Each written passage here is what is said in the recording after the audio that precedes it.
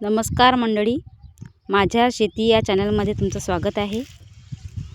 आम्ही नाशिक कांदा लावलेला आहे 2 एकर आणि आज कांदा काढणी चालू आहे।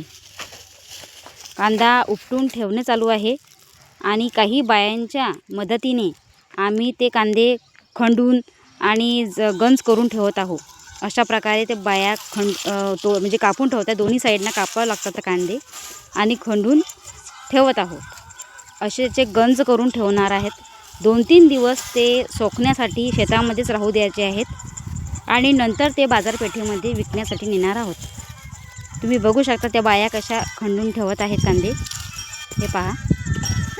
आणि अशा प्रकारे हे कांदे खंडून अशा शेतामध्ये ठेवावे लागतात।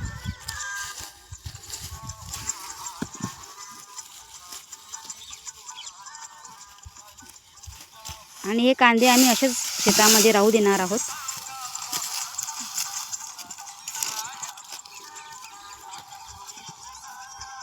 कांदा भरपूर निघालेला आहे आणि खूप लाल कांदा आहे, बघू शकता तुम्ही।